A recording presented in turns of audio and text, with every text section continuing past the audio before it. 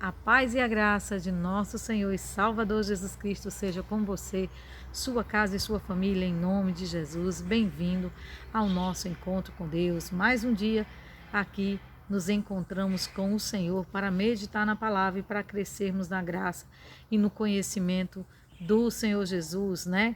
Com o nosso projeto Aplicação Pessoal, aplicando toda a Bíblia à minha vida, extraindo lições maravilhosas da palavra de Deus para que possamos praticá-las em nome de Jesus, aprendendo que de toda a Escritura podemos tirar algum ensinamento para estarmos vivendo eles em nome de Jesus, aprendendo com os erros e aprendendo com os acertos em nome de Jesus. Aleluias, glória a Deus, louvado seja o nome do Senhor Jesus. Nós estamos, já ali no capítulo 11 de Juízes, amém? Hoje nós vamos ver a história de Jefté, um juiz que também foi ali um homem, que teve seus erros, mas também teve os seus acertos.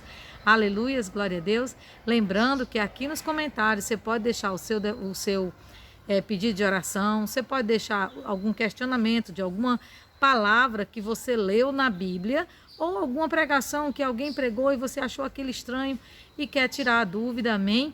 E pode também deixar o seu testemunho, é claro.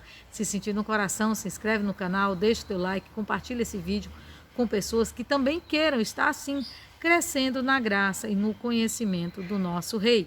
Amém? Glória a Deus. Vamos aqui para a leitura do capítulo 11 de Juízes, que diz assim: Jefté, da região de Gileade, era um soldado valente. O seu pai se chamava Gileade e a sua mãe era uma prostituta. A esposa de Gileade também teve 7 filhos. Quando cresceram, eles expulsaram Jefté, dizendo: não vai herdar nada do nosso pai, porque é filho de uma outra mulher. Jefté fugiu dos seus irmãos e foi morar na terra de Tobi. Lá, alguns homens ordinários se juntaram a ele e andavam juntos. Algum tempo depois, os amonitas foram guerrear contra o povo de Israel. Quando isso aconteceu, os chefes de Gileade foram buscar Jefté na terra de Tobi e disseram: venha com a gente e seja o nosso chefe na guerra contra os amonitas. Jefté respondeu: eu sei que vocês me odeiam. E odeiam tanto que me fizeram sair da casa de meu pai. Como é que vocês vêm pedir minha ajuda, agora que estão em dificuldade? Nós viemos falar com você porque queremos que comande todo o povo de Gileade na luta contra os amonitas, responderam eles. Jefté, porém, respondeu: se me levarem de volta para casa, a fim de lutar contra os amonitas, e se o Senhor Deus me der a vitória, eu serei o governador de vocês. Está certo? Eles responderam: sim, nós faremos como você diz. O Senhor é nossa testemunha. Aí Jefté foi com os chefes de Gileade e o povo colocou como governador e chefe. Em Mispa, na presença do Senhor, Jefté fez o povo jurar que faria tudo o que havia dito. Então Jefté enviou mensageiro ao rei dos amonitas e os mensageiros disseram: o que vocês têm contra nós?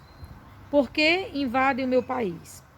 O rei dos amonitas respondeu: quando os israelitas saíram do Egito, tomaram a minha terra, desde o rio Arnon até os rios Jaboque e Jordão. Agora, sem luta, vocês devem devolver a minha terra. Jefté mandou outros mensageiros ao rei dos amonitas com a seguinte resposta: o povo de Israel não tomou a terra de Moabe, nem a terra de Amon. Quando os israelitas saíram do Egito, foram pelo deserto até o golfo de Acaba, e daí até Cádiz. Eles mandaram mensageiro aos reis dos Edomitas, pedindo licença para passar pelas suas terras, mas ele não deixou. Então os israelitas pediram a mesma coisa ao rei de Moabe, porém ele também não deixou. Por isso, os israelitas ficaram em Cádiz. Eles foram pelo deserto, rodearam a terra dos Edomitas e dos Moabitas e chegaram até a parte leste de Moabe, no outro lado do rio Arnon. Acamparam ali, mas não atravessaram o rio porque estava na fronteira de Moabe. Aí os israelitas mandaram mensageiros a Seom, o rei de Hesbom, e pediram licença para atravessar aquele país, a fim de poderem chegar à sua terra. Mas Seom não deixou.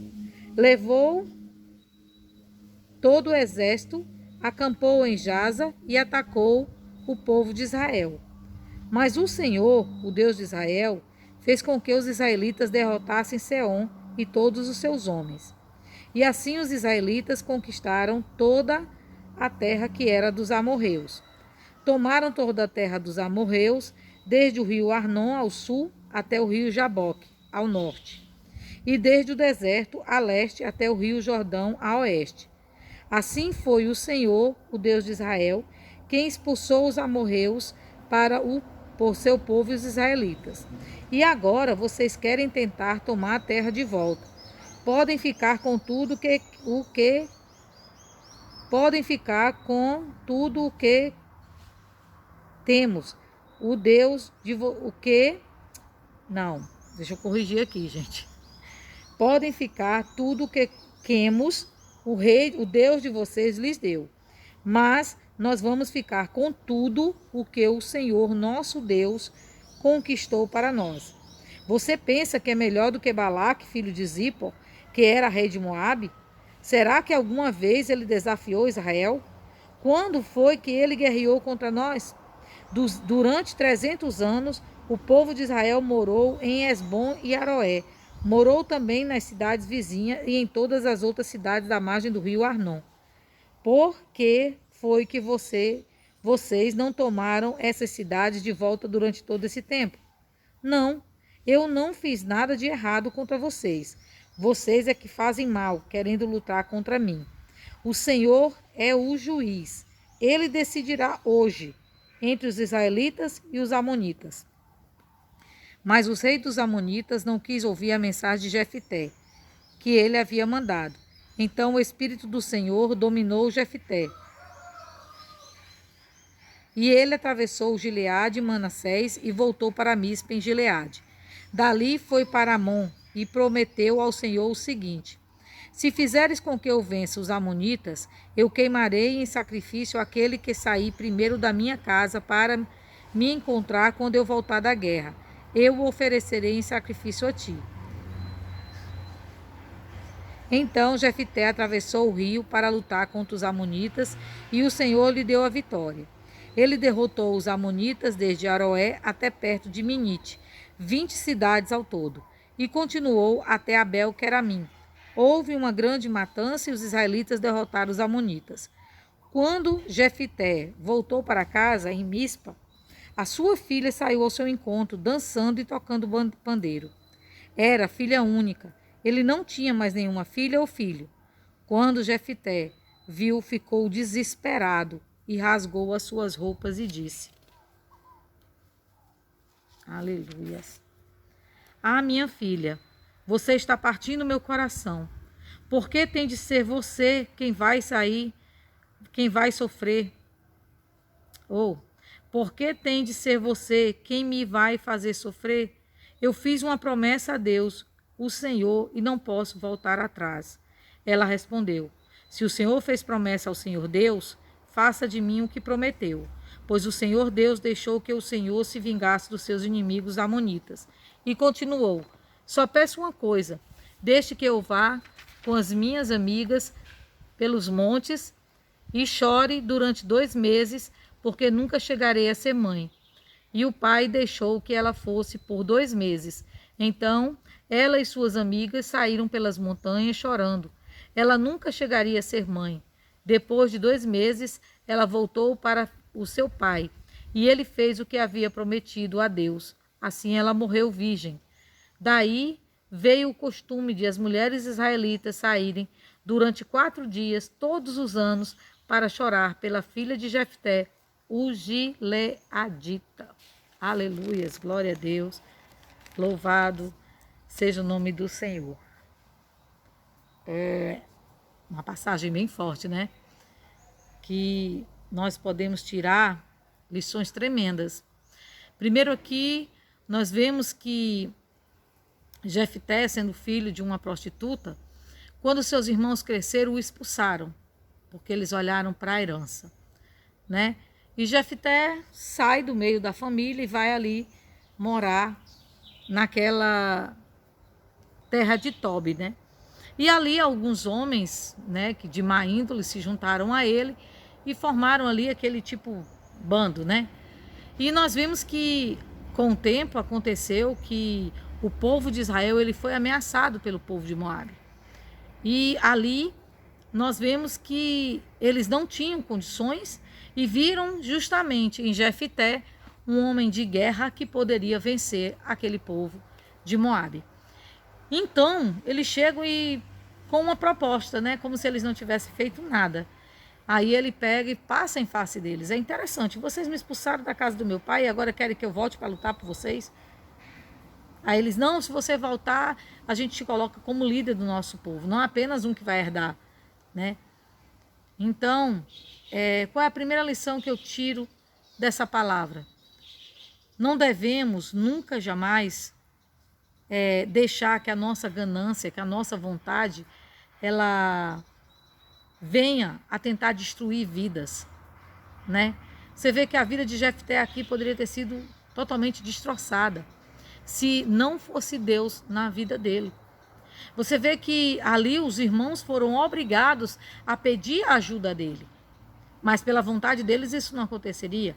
Mas Deus fez com que isso acontecesse e eles foram e tiveram que se render ali, porque Jefté ele não tinha culpa dos erros do pai dele, né? É uma coisa que nós precisamos aprender, né, da parte de Deus, é que Deus não julga a gente pelo pecado dos outros. Amém? Então nós temos que entender que a palavra de Deus, ela nos ensina que nós precisamos ser justos segundo Deus, não segundo a nossa própria justiça, não segundo a nossa ganância, porque Deus pode fazer com que a gente precise exatamente daquele a quem a gente afastou por um sentimento mau, por um sentimento de inveja, por um sentimento de ganância, por um sentimento de soberba, né? Deus pode nos fazer nos dobrar. E a gente vê outra coisa aqui nessa palavra, é que Jefté, ele foi além do que Deus pediu. Ele já tinha a confirmação de Deus na vida dele, que ele iria vencer. É tanto que aconteceu que o povo, na presença de Deus, sendo Deus testemunha deles, né, fez o juramento de colocá-lo como líder. Mas a dúvida no seu coração o fez fazer uma promessa, um voto a Deus que iria custar muito caro a Jefté. Então lembre-se, nada do que você pode dar a Deus se compara ao que Ele te deu. Não podemos ficar por aí querendo comprar as bênçãos dos céus. Não podemos querer ficar por aí pagando promessas que não podemos cumprir. Aleluia, porque na realidade, você vê, às vezes eu vi muito isso e até fiz isso, pessoas que dizem, eu vou jejuar para que meu filho aceite Jesus.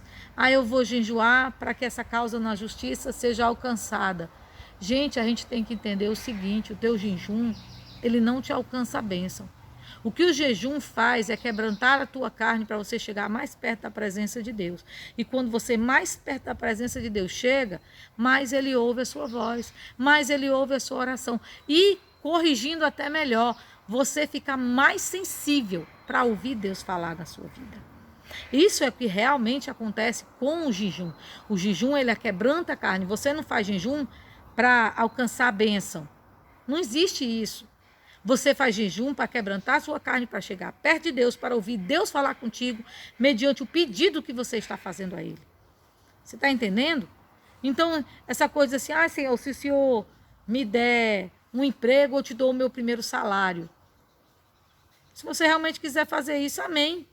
Mas nunca imagine que esse primeiro salário que você vai dar na igreja, pelo seu trabalho, você está pagando o que Deus fez. Você não paga. Nunca paga. Não há voto, não há sacrifício que a gente supere o que Jesus fez por nós naquela cruz. O que Ele passou. Porque você imagina Deus. Gente, Ele não era um ser humano qualquer. Ele é o Criador. Deus dos deuses, Senhor dos senhores. Ver a sua criação. olhar para ele e chamar ele de chefe de demônios. Já pensou um negócio desse? E Jesus, ele suportou tudo isso. Mas não foi por outra coisa, não. Foi só por te amar, por me amar. Aí eu lembro ali de cada açoite que ele levou. Os historiadores contam que na ponta daquele chicote tinham pequenos ossos que aonde o chicote batia dilacerava a carne. Caía pedaços de carne. Você já pensou isso? O que a gente pode fazer para pagar um amor desse? A não ser amá-lo em troca? Render-se a ele? Você imagina aquela coroa que foi colocada, não foi apenas colocada na cabeça dele. Você vê que a palavra diz que ela foi colocada e com uma cana bateram para que ela encravasse na cabeça de Jesus. Você já pensou que dor insuportável ele sentiu por nossa causa? Então, para você alcançar a vitória, você não precisa dar nada a Deus, não. A única coisa que você precisa dar a Deus, o único voto que você tem que fazer a Deus é de ser fiel. Não virar nem para a esquerda, nem para a direita. Não negociar a tua fé, não negociar os teus valores cristãos. Ser um seguidor de Cristo, é isso que ele requer de mim e de você. Ele não quer nada do que você tem, porque na realidade o que você tem já é dele e você é apenas um mordomo que toma de conta. É isso que nós podemos entender. O que é o dinheiro para quem é o dono do ouro e da prata? O que é a vida para aquele que criou a vida, que tem o sopro dela? Aleluias. Amém. Mas eu também não estou dizendo aqui que nós não devemos ofertar e dizimar nas igrejas, não. Porque quando nós ofertamos e dizimamos, nós estamos sendo usados por Deus para abençoar a sua obra. E os mais abençoados nessa história toda acaba sendo nós. Quando nós ofertamos e dizimamos de coração, e não obrigados e nem com segundas intenções. É assim que Deus opera. Outro ponto, meus irmãos, bem interessante, que mostra aqui na vida de Jefté, é que Jefté, ele conhecia a história. Jefté era um ótimo estrategista militar, mas para que Deus manifestasse na vida dele, ele também tinha consciência de toda a história que tinha acontecido. Você vê que ali o rei, ele tenta enganar, né? E Jefté dizendo que eles tinham sido tomados a terra dele, mas a gente lembra que a gente leu, né? Que nem na terra do Moabita e nem na terra de Amon, dos amonitas, eles entraram, os israelitas entraram, porque eles eram descendentes do incesto das filhas de Ló com ele, né? Então Deus não permitiu, porque eles eram sangue do mesmo sangue. Mas o que aconteceu? Essas pessoas, em vez delas glorificarem a Deus por tudo que tinha acontecido, não. Tentaram usar de mentiras, né, para conquistar o que não era seu. E Deus, ele foi com Jefté. Por quê? Porque Deus, ele sempre está do lado da verdade. Deus sempre honra aqueles que zelam pela verdade. É lógico que Jefté fez algo muito errado, fez aquele voto desnecessário, porque Deus já era a favor dele, não tinha necessidade dele fazer voto algum a Deus para conquistar uma vitória, sendo que Deus já tinha entregado aquele povo. Você vê que Jefté, ele era conduzido, ele clamava, ele pedia a direção do Espírito de Deus em tudo que ele fazia. Então, se assim você vive, guiado pelo Espírito Santo de Deus, o único sacrifício que você precisa fazer a ele, o voto, é de fidelidade, de ser fiel a Deus, de não negociar a sua fé, de viver em santidade, não negociar seus valores, mas viver segundo a palavra de Deus, segundo o que Jesus nos ensina. Então, que lições maravilhosas nós tivemos de toda essa palavra. Ainda tem mais uma lição maravilhosa, que é da filha de Jefté. Você vê que aquela menina era tão bem ensinada, que ela disse: não, meu pai, você vai honrar, o Senhor vai honrar o voto que o Senhor fez a Deus, sim. Só me deixa chorar ali, porque ela não queria se casar, ela nunca teria tempo de ser mãe, né? Então ela pediu para ter aquele tempo com as amigas dela.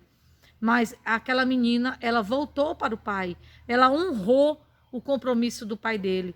Às vezes nós não honramos né? Os nossos pais, ainda mais numa geração que nós vivemos, aonde há uma falta de respeito muito grande.